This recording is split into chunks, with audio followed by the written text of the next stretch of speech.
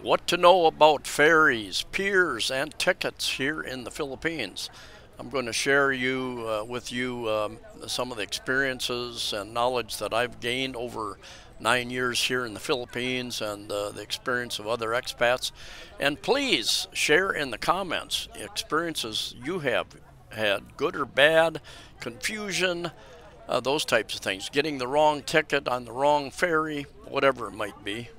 I'm going to tell you about using helpers, and some of these people here are helpers that'll offer to help you, and they expect some kind of a tip payment for their help.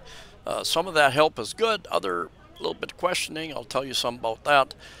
Possible scams, although I didn't see any scams. I was questioning a couple deals there. What about bringing vehicles on ferries?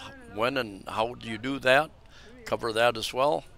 This is Pier 1 in Cebu City, near the downtown area of Cebu City, and there are several passenger terminals down here. Pier 1, 2, 3, and 4, I believe. I don't know if they have additional. They have additional terminals. I'm not sure if they're passenger terminals or not.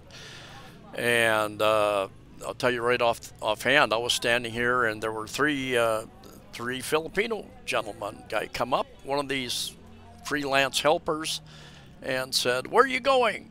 And they chatted a while in Bisaya language, and I saw each of them hand the guy 1,000 pesos each, and he jumped on a bicycle and went tearing down the side street. And I asked him, I said, "Where are you going?" "We're going to Bohol." And Terminal 1 has a number of boats going over to Bohol. So I was wondering, why are you using this guy? Why he's going to Pier 3 to buy our tickets. Not sure why that. There's a long line here, as you saw. And anyway, this guy was going to get a tip from each of them. I think their tickets were like $8.50, something like that. They'd probably just give the extra change to the guy, or 50 pesos, 20 pesos, for going and so they don't have to stand in line going and getting that ticket for them. But not only did they hand over 1,000 pesos in cash, about 20 US dollars, they gave up their ID as well, because when you're buying tickets, you have to show an ID, government issued ID. And so he had that. Now, I've had my girlfriend go down with a list of family members, and she was able to buy their ages, and I'm not sure if she actually had their IDs or not. She just had a list with all their information, I think, when she bought tickets for them going over to Bohol from Cebu City. But I've also seen there was a Korea guy down here, and they chatted for a while. He spoke a little English, and they said, "Well, give me your ID." And he said, "Why do you want my ID?" "So I can put you on the list." And meaning they were going to go try to purchase the ticket for him. They weren't going to put him on the list, I don't think. They were going to go purchase the ticket, bring it back to him, and expect some kind of a tip for that. And it could be a useful service if you don't want to stand in line. My recommendation, if you can go to a mall, there are a number of tourist agencies up and down many of the streets in many of the cities of Cebu, or of the Philippines. If you can buy it through an agency, then you don't have to deal with this. This is some of the signs down there. There are lots of different shipping companies, ferry companies down here, selling tickets for various different ferry companies, and a little bit of information about the pricing there. Here again, right over to Ormoc, which is over on Leyte Island. And I was down here because I'm trying to sell my motorbike. This is Pier 3. I walked down to Pier 3 because the RORO, roll on, roll off. If you've got a vehicle, you need to get on a roll on, roll off, a RORO vehicle, not a regular ferry. And Robley, which has a roll on, go off going over to Leyte. Guy talking about buying my motorbike was going to come over on a Sunday and take it back to Leyte and fix it. Anyway, I was going down and talking to everybody down there, the Coast Guard and security people, making sure what what documents do I need, making sure there aren't going to be any problems when this guy comes to get my motorbike. Turns out he's low on cash, so I'm not sure if this is going to come about or not. The motorbike, many of you know, I've had a little accident. Kid ran into me, knocked my back wheel out from under me. Uh, got my front end, my handlebars, and my steering wheel. The collar that holds everything together, that's broken on one side, so that needs to be replaced. And he wanted to come over and fix that in one afternoon and then drive it back. I said, no, it's not possible. You need to get it up on a hoist or something, and you can't just take it apart and expect it to go back together. It's going to fall apart once you take that piece apart, unless you have it. You know what you're doing, have the right tools and some help, I think. Anyway, I was told by several people, the Coast Guard and other people, oh, you need the OR and the CR and the inspection papers and the deed of sale.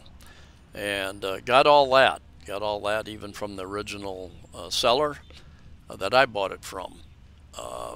So I think we're good to go, but I'm not sure in the end whether he's going to buy it or I'll put it back up for sale. Does need some work.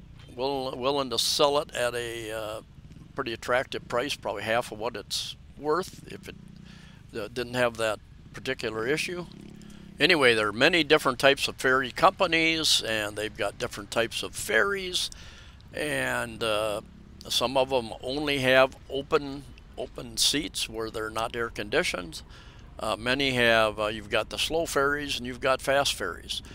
You've got ferries with open seats, the economy seats. You've got tourist seats. They have different names for them. Tourist seats, a little more expensive, air conditioned, and you've got business class on some of them. Better, more comfortable seats, maybe some entertainment, television, something like that up there.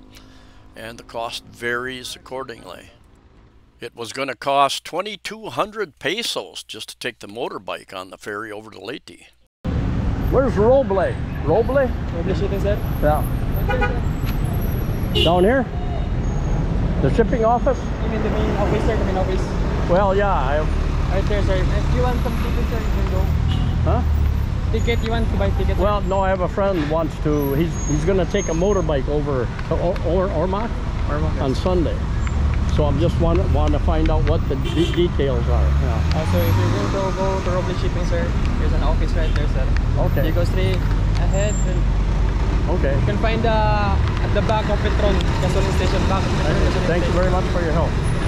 There are some ports that require the Coast Guard. If you've got a motorcycle, not sure if you've got a four-wheel vehicle, but the Coast Guard needs to check your vehicle and make sure it's not stolen, I guess. Others do not. Others do not check them at all. You just drive right on. Be aware of that and be sure you show up a reasonable time before. So sometimes the Coast Guard station is down the street a ways, down a different street. And also some ferries, if you don't show up at least 30 minutes early, won't allow you on. So get there early, just like if you're taking a flight. I stopped to talk to Coast Guard office at Pier 1 and also Pier 3. Got kind of different explanations at each one. The one guy, in fact, the guy here at Pier 3, Coast Guard, he said, no, you don't need anything, don't need to check in here, just go buy your ticket and get on the ferry. I don't think that's accurate. Because I've had a friend go through this process a couple of times, and he had to, he went to the pier, tried to buy his ticket, and they asked him for his Coast Guard clearance, and so he had to come down here to the Coast Guard office to get that clearance.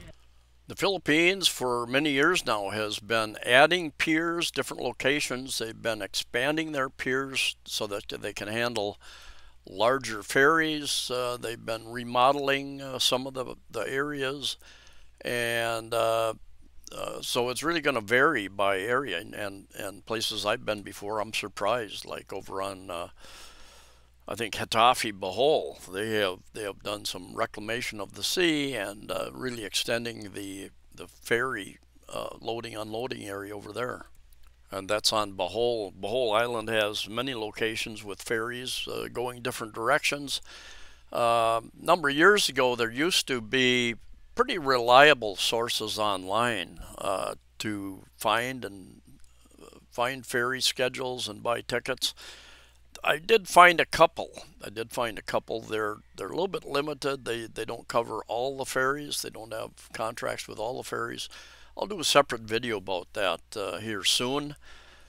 That is an option also, buying online. Now the ferry ticket, the ferry line I was going to put the motorbike on, Roble. I was going to find out the information down at Pier 1, and they said, yeah, we can't sell the ticket for the motorbikes. You need to go to the main office, and that's why I was walking down to the main office to try to get the word from the horse's mouth to get exactly what the details are. And he also stated, when I told him I've gotten basically two different answers from two different Coast Guard stations, he said, no, you need to. He was confused. He said, you do need to have the Coast Guard check you in, check your vehicle, basically make sure it's not stolen, and before you purchase the ticket and put it on the ferry. There are rare times when the Philippine Coast Guard will shut down ferries in different parts of the Philippines because of weather. And now, usually even if the seas are a little bit high, the ferries will go out and run. If you get a major tropical storm, depending upon how high the waves are and the winds, it's not too uncommon for them to delay or shut down the ferries for a period of time anyway. If you are the type that might get seasick, I enjoy a little rough ride myself, a little excitement to the trip. But if you are the type that might get seasick, I've seen them hand out barf bags, vomit bags to a few people on a couple of my ferry voyages. But there are different types of medications you can take to help alleviate those types of symptoms, I guess. So be aware of that. Many Filipinos travel during holidays if they get a day off back to their home provinces to visit family and friends. So some of the ferries can be sold out. So be aware of that if you are traveling during holidays, weekends especially, and get your tickets early. I met a couple ladies walking along the way. Listen in if you would like. Anyway, thanks for visiting, and see you next time. Enjoy the conversation.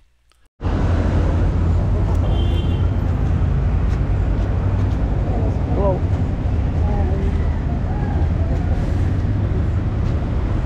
Say hello to the world. What? Say hello to the world. Welcome to the Philippines. I've been here 9 years. I live in Cebu City for 9 years. Yeah. CCTV. Vlogging. You can speak Bisaya. Wali Cuarta. Wala ka, no money. Most important word here. Wala ka malo na siya 9 years na siya. My wife? Huh? You have wife here? Girlfriend. Girlfriend what? Where? She's working today. She gets mad when I go walking. She says it's dangerous. I say, no, it's not dangerous. Filipinos are very good to me. Right? So you speak good English, huh? I'm teaching. Oh. You have friends there. Midwife. You have friends there. Midwife. I'm teaching. Oh, okay. All right. Where are you walking to? What? Where are you walking to? Where are you going? In barangay. Oh. All right. I need to go to the mall and cool off. Very hot day to walk. Yeah. All right. Nice talking to you. Yeah. Very common first or second question. Where's your wife? Where's your wife? Are you married? So-and-so is looking, you know. So-and-so is looking. Anyway, the one lady teaches English in the barangay or in school or something. So not bad, not bad. You know, how you learn a foreign language depends a lot on how good your teacher is, like all subjects. Anyway, thanks for coming along. See ya next time.